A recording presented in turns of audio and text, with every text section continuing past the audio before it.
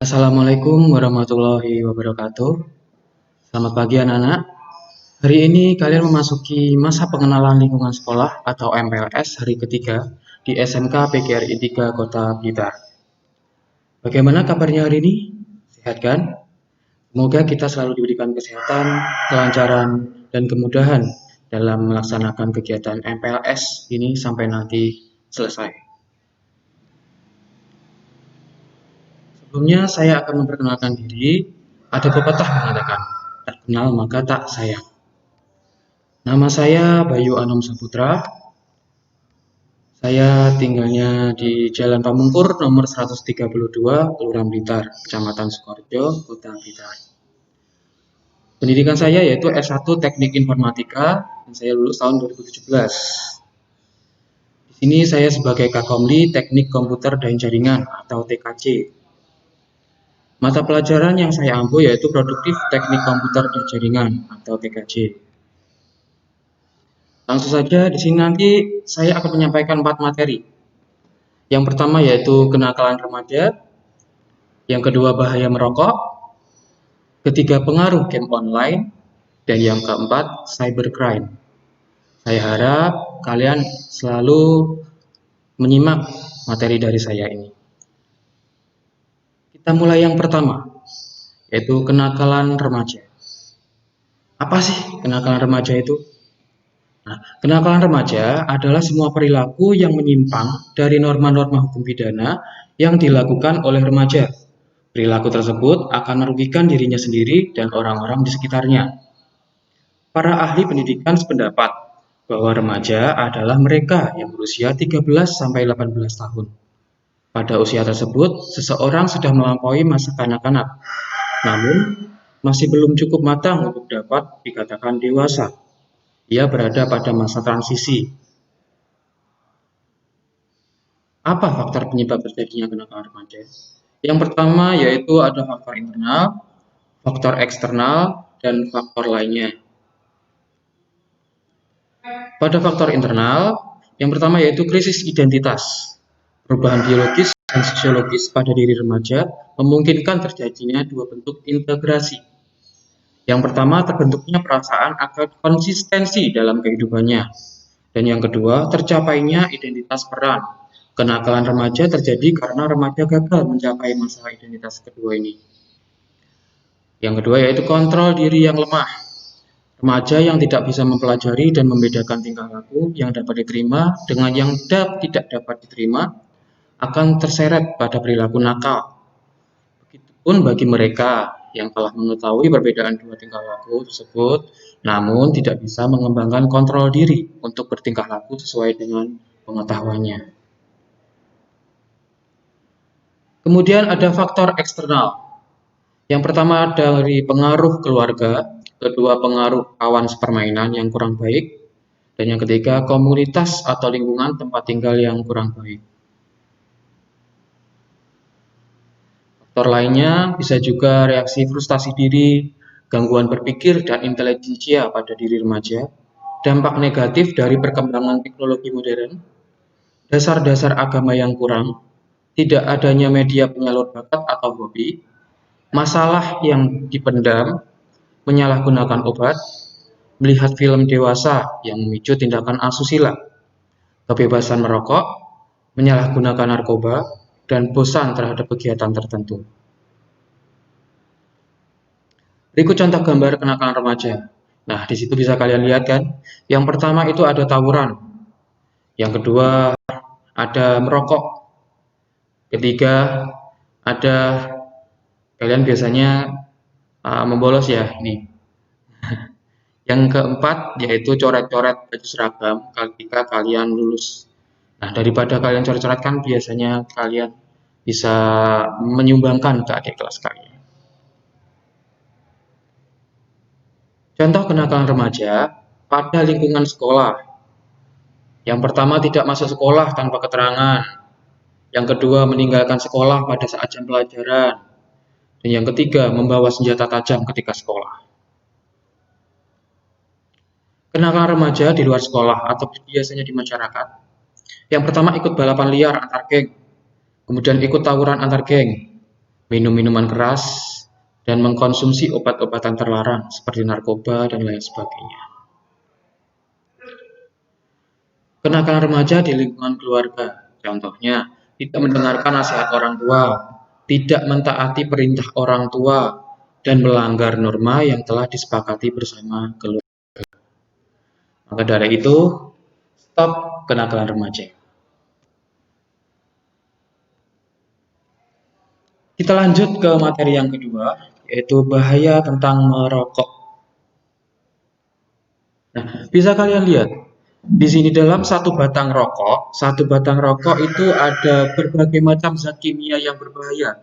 Di situ ada kayak bahan cat, kemudian ada itu metanol yaitu pengisi bahan bakar roket, kemudian ada arsenik atau racun. Nah, di situ ada juga kadmium itu sebagai bahan baku baterai dan lain sebagainya. Banyak sekali bahan kimia yang berbahaya. Apa sih rokok itu? Rokok adalah benda beracun yang memberi efek santai dan sugesti, merasa lebih jantan. Di balik kegunaan atau manfaat rokok yang secuil itu, terkadang bahaya yang sangat besar bagi orang yang merokok, maupun orang di sekitar perokok yang bukan perokok atau perokok pasif ya. Jadi sebenarnya perokok pasif itu lebih berbahaya nanti daripada kalian yang merokok sendiri. Nah, bisa kalian lihat, di sini ada daftar 10 negara perokok terbesar di dunia. Indonesia menempati peringkat ketiga dengan 65 juta perokok atau 28% per penduduk, sekitar 225 miliar batang per tahun. Ini, China, India, kemudian Indonesia. Bahaya merokok bisa kalian lihat di sini, merokok itu sekarang sudah bukan hanya orang dewasa, anak kecil pun juga ada yang merokok. Remaja seperti kalian. Yang miris lagi ada perempuan yang merokok. Padahal dalam merokok kalian bisa terkena berbagai macam penyakit seperti di bawah ini. Berikut saya putarkan video tentang bahaya merokok.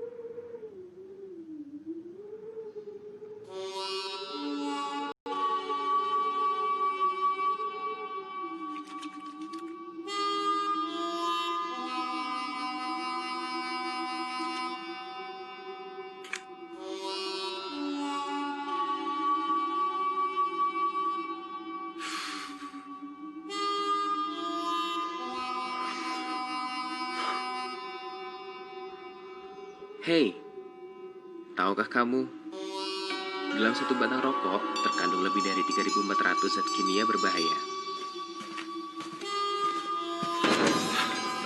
Beberapa zat kimia yang bersifat toksis antara lain nikotin, karsinogenik nitrosamin yang berasal dari nitrit, alkaloid yang terkandung dalam daun tembakau, karsinogenik polisiklik, dan elemen radioaktif yang diserap melalui udara dan tanah yang tercemar. Nikotin adalah sejenis unsur kimia beracun, bersifat adiktif, dan membuat pemakainya kecanduan. Bahaya nikotin bisa dijelaskan oleh fakta bahwa 4 sisi nikotin terbukti cukup untuk membunuh seekor kelinci besar. Nikotin menyebabkan jantung berdebar lebih cepat. Konsumsi nikotin yang tinggi meningkatkan risiko terkena serangan jantung. Sedangkan tar mengandung zat-zat kimia beracun, menempel dan merusak paru-paru yang akhirnya memicu penyakit pernapasan dan kanker. Jadi, masih ingin merokok?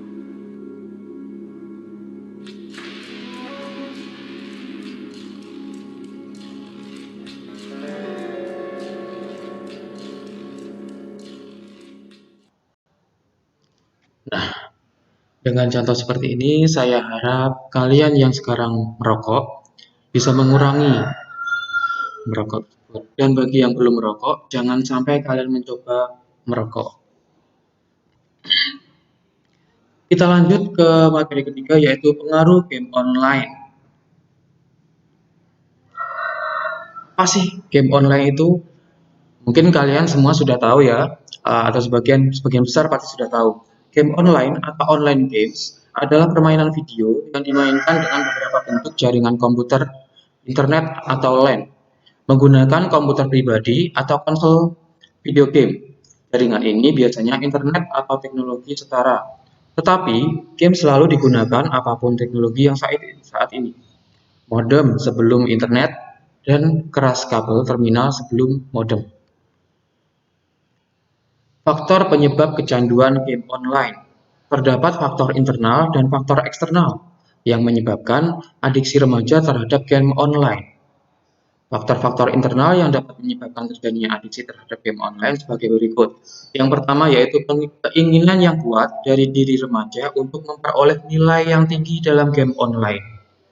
Karena game online dirancang sedemikian rupa agar gamer semakin penasaran dan semakin ingin memperoleh nilai yang lebih tinggi. Kemudian yang kedua yaitu rasa bosan yang dirasakan remaja ketika berada di rumah atau di sekolah. Ketidakmampuan mengatur prioritas untuk mengerjakan aktivitas penting lainnya juga menjadi penyebab timbulnya adiksi terhadap game online. Kurangnya self-control dalam diri remaja atau kontrol diri ya, sehingga remaja kurang mengantisipasi dampak negatif yang timbul dari bermain game online secara berlebihan. Sedangkan faktor-faktor eksternal yang menyebabkan terjadinya adiksi bermain game online pada remaja sebagai berikut.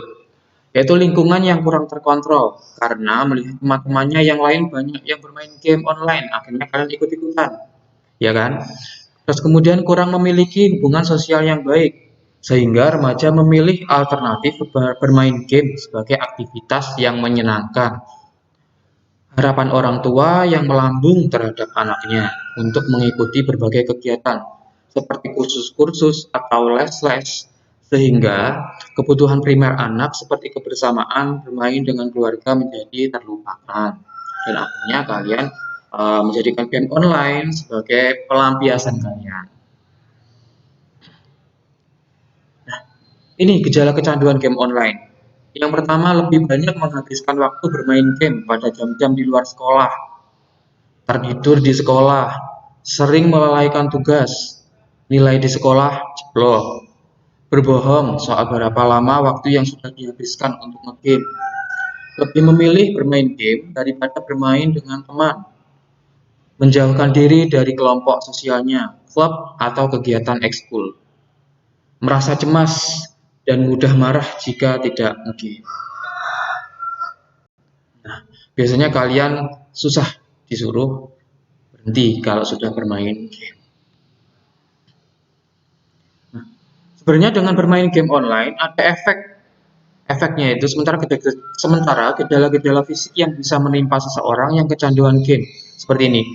Ada yang namanya carpal tunnel syndrome, gangguan di pergelangan tangan karena saraf tertekan, misalnya jari-jari tangan menjadi kaku. Jadi kalau kalian kebanyakan main game, biasanya di sini atau biasanya jari-jari kalian ini akan kaku, susah digerakkan. Kemudian mengalami gangguan tidur atau insomnia. Sebenarnya kalian itu bukan insomnia, tapi karena kalian bermain game terus tengah malam, akhirnya kalian tidak tidur-tidur. Apalagi kalau game-game tersebut kalian belum mencapai untuk peringkat yang kalian tentukan. Kemudian ada sakit punggung atau nyeri leher. Karena biasanya kalau kalian main game, kalian pasti dalam begini terus. Akhirnya punggung dan lehernya nyeri. Sakit kepala, kemudian mata kering karena kalian terus saja melihat layar HP atau laptop. Kemudian malas makan atau makan tidak teratur, mengabaikan kebersihan pribadi. Biasanya nanti kalian kalau sudah nge-game pasti malas mandi. Nah, ini dampak positif game online. Sebenarnya di game online itu juga ada dampak positifnya, yaitu menghilangkan kepenatan. Kemudian dapat memberi rasa rileks dan mengendurkan urat saraf-saraf dari kesibukan rutin atau kecapean setelah bekerja atau sekolah. Melatih kemampuan untuk memusatkan perhatian dan konsentrasi. Melatih memecahkan masalah dengan mempergunakan analisa. Mengembangkan kecepatan reaksi dan persepsi audiovisual. Melatih mengembangkan imajinasi dan kreativitas berpikir secara lebih luas. membentuk rasa percaya diri. Tapi di balik itu, ada dampak negatifnya juga, yaitu dapat menurunkan kesehatan pemain. Nah, seperti di samping itu ada gambar. Nah, menimbulkan kemalasan dan tindakan kriminal, dapat membuat pemainnya lupa waktu, lupa belajar, lupa tugas dan tanggung jawab. Dapat membuat pemainnya tidak produktif karena waktunya habis dipergunakan untuk bermain game online terus. Dapat meningkatkan sikap agresivitas pemainnya karena pengaruh aksi-aksi kekerasan yang terbiasa disaksikannya. Dapat menyebabkan antisosial karena kerajinan main game online. Maka ada temanmu di sampingmu, kalian sudah nggak peduli. Ada orang tua atau ada orang lain di sampingmu, kalian sudah nggak peduli. Sepenting kalian main game terus. Dapat menyebabkan ketegangan emosional antara orang tua dan anak yang kecanduan. Nah, cara mengatasi kecanduan game online ada. Yang pertama itu sungguh-sungguh atau niat. Jadi aslinya game online bisa dihentikan dari kalian sendiri. Kalian harus bersungguh-sungguh dan niat. Oh, saya pengen berhenti main game online. Kemudian mempunyai pikiran yang hemat. Kenapa mempunyai pikiran yang hemat? Kalian main game online, biasanya kan kalian butuh kuota. Kalian harus beli paket kuota. Kalian beli paket kuota dengan uang. Nah, kalian dengan game online, kalian akan terus memberi paket kuota itu, ya kan? Dan akhirnya boros kalian. Kemudian mencari aktivitas lain selain main game. Membatasi waktu bermain game online. Jadi boleh sebenarnya main game online, tapi kalian harus batasi juga. Umpama kalian main sampai malam, batasilah. Setelah kalian belajar, kalian boleh main game online. Sekitar sampai jam 9 itu atau jam 10 nanti kalian sudah boleh harus tidur. Karena kenapa? Besok kalian harus bekerja atau sekolah lagi. Kemudian jangan sering bergaul dengan pemain game. Jangan sering loh ya, maksudnya jangan sering itu gini. Ada teman-teman kalian biasanya bergaul main game. Kalian boleh bergaul, tapi jangan sering-sering bergaul. Kenapa? Kalau kalian sering bergaul, nanti kalian akan kecanduan juga main game. Nah, terus kalian akan main game terus. Kemudian meminta bantuan orang yang terdekat. Jika kalian ingin berhenti bermain game, kalian minta bantuan. Bisa orang tua, atau guru, atau pacar, ya kan? Nah, semuanya atau sahabat kalian juga bisa. Kalian minta bantuan kepada orang yang terdekat. Sekarang berhenti game online. Boleh, tapi harus diberi waktu. Yang keempat yaitu cybercrime. Apa sih cybercrime? Sudah ada yang tahu belum? Cybercrime menurut Gregory tahun 2005, cybercrime adalah suatu bentuk kejahatan virtual dengan memanfaatkan media komputer yang terhubung ke internet dan mengeksploitasi komputer lain yang terhubung dengan internet juga. Cybercrime adalah jenis kejahatan yang berkaitan dengan pemanfaatan sebuah teknologi informasi dan komunikasi tanpa batas, serta memiliki sebuah karakteristik yang kuat dengan sebuah rekayasa teknologi yang mengandalkan tingkat keamanan yang tinggi dari sebuah informasi yang disampaikan dan diakses oleh pengguna internet. Cybercrime itu terdiri dari beberapa jenis cybercrime berdasarkan motif ya. Yang pertama itu ada cybercrime sebagai tindak pidana murni, di mana orang yang melakukan kejahatan yang dilakukan secara disengaja, contohnya pencurian, tindakan anarkis terhadap suatu sistem informasi atau sistem komputer. Yang kedua, cybercrime sebagai tindakan kejahatan abu-abu. Kenapa abu-abu? Di mana kejadian ini tidak jelas antara kejahatan kriminal atau bukan. Karena perilaku melakukan pembobolan tetapi tidak merusak, tidak mencuri, atau melakukan perbuatan anarkis terhadap sistem informasi atau sistem komputer. Jadi mereka hanya membobol saja. Nah, tapi tidak melakukan apa-apa. Yang ketiga, cybercrime yang menyerang individu. Kejahatan yang dilakukan terhadap orang lain dengan motif dendam atau yang bertujuan untuk merusak nama baik, contohnya pornografi, cyberstalking, dan lain-lain. Yang keempat, cybercrime hak cipta, kejahatan yang dilakukan terhadap hasil karya seseorang dengan motif menggandakan memasarkan, mengubah yang bertujuan untuk kepentingan pribadi atau umum ataupun demi materi atau non-materi. Yang kelima, cybercrime yang menyerang pemerintah. Kejahatan yang dilakukan dengan pemerintah sebagai objek dengan motif melakukan teror, membajak, ataupun merusak keamanan sistem komputer pemerintah. Nah, kemudian ini jenis-jenis cybercrime di masyarakat. Yang pertama ada hacker. Hacker secara harfiah berarti mencincang atau membacok. Dalam arti luas adalah mereka yang menyusup atau melakukan perusakan melalui komputer.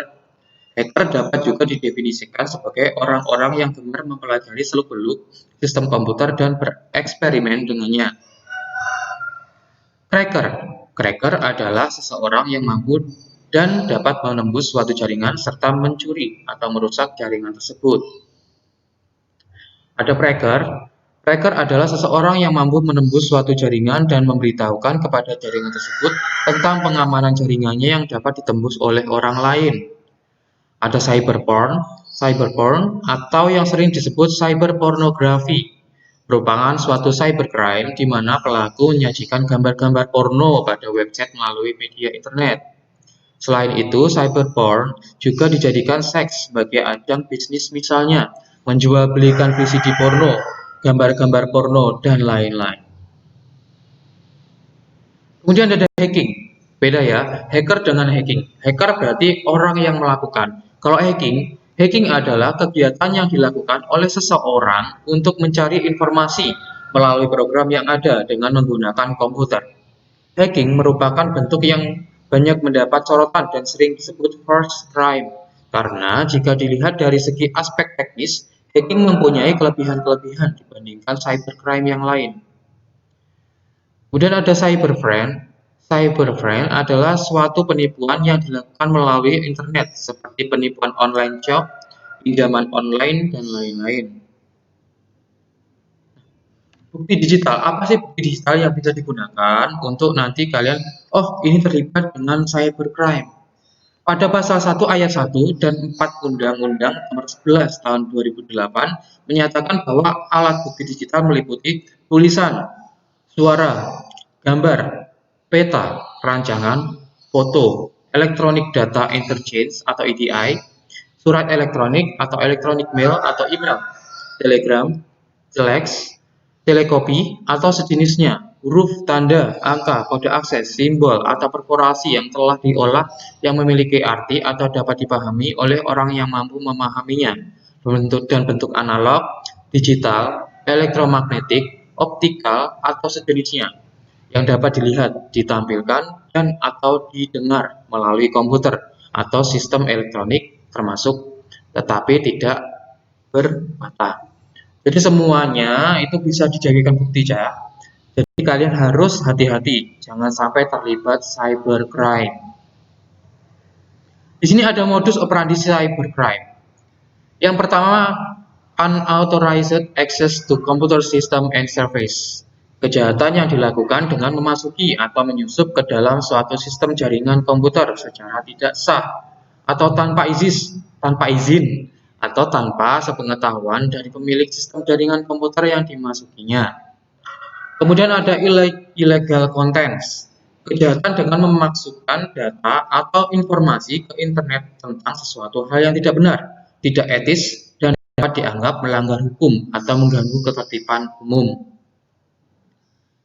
Kemudian ada data forgery, kejahatan dengan memalsukan data pada dokumen-dokumen penting yang tersimpan sebagai scriptless dokumen melalui internet. Ada cyber espionage, kejahatan yang memanfaatkan jaringan internet untuk melakukan kegiatan mata-mata terhadap pihak lain dengan memasuki sistem jaringan komputer atau computer network system, pihak sasaran. Kemudian ada cyber sabotage and extortion. Kejahatan ini dilakukan dengan membuat gangguan, kerusakan, atau penghancuran terhadap suatu data, program komputer, atau sistem jaringan komputer yang berhubung dengan internet.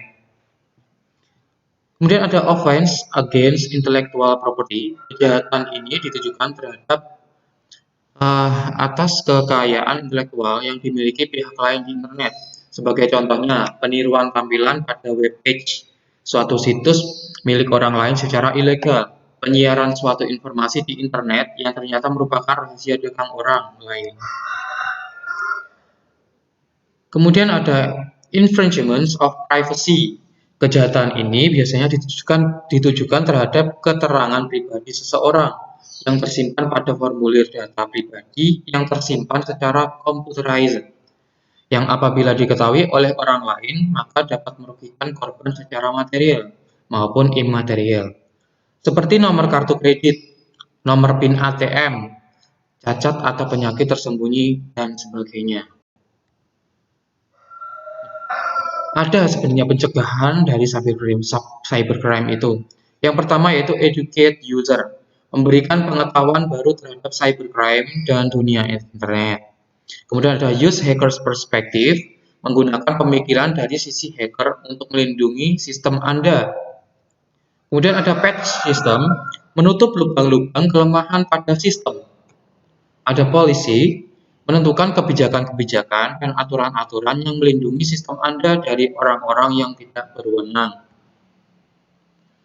Ada firewall. Firewall merupakan salah satu tipe dari network security, jadi keamanan jaringan, di mana firewall itu sendiri dikenal sebagai sistem keamanan jaringan yang dirancang untuk mencegah akses yang tidak diinginkan dari beberapa jenis serangan dari atau ke dalam suatu jaringan internal. Yang terakhir ada antivirus, sebuah jenis perangkat lunak atau software yang digunakan untuk mengamankan, mendeteksi, dan menghapus virus komputer dari sistem komputer. Program ini dapat menentukan apakah sebuah sistem komputer telah terinfeksi dengan sebuah virus atau tidak. Sanksinya apa? Jika kalian nanti terlibat dengan cybercrime, ada sanksinya. Sanksi pidana yang diterapkan dalam UU ITE berupa pidana penjara dan pidana denda. Kedua macam pidana tersebut ditetapkan secara maksimum, khusus saja sesuai dengan pembuatan atau peristiwa hukum yang dilakukan oleh para pelaku kejahatan cyber. Mengenai ganti kerugian dimasukkan dalam sanksi pidana untuk cybercrime, perlu diakomodasi sebagai bentuk perkembangan penanggulangan kriminalitas, yaitu adanya keseimbangan perlindungan antara pelaku dan korban. Itu anak-anak 4 materi dari saya tadi. Yang pertama yaitu tentang kenakalan remaja, kemudian bahaya merokok, yang ketiga ada pengaruh game online, dan yang terakhir tadi cybercrime. Semoga materi yang saya sampaikan ini bisa berguna untuk kalian. Dan terima kasih telah menyimak materi dari saya. Akhir kata, wassalamualaikum warahmatullahi wabarakatuh.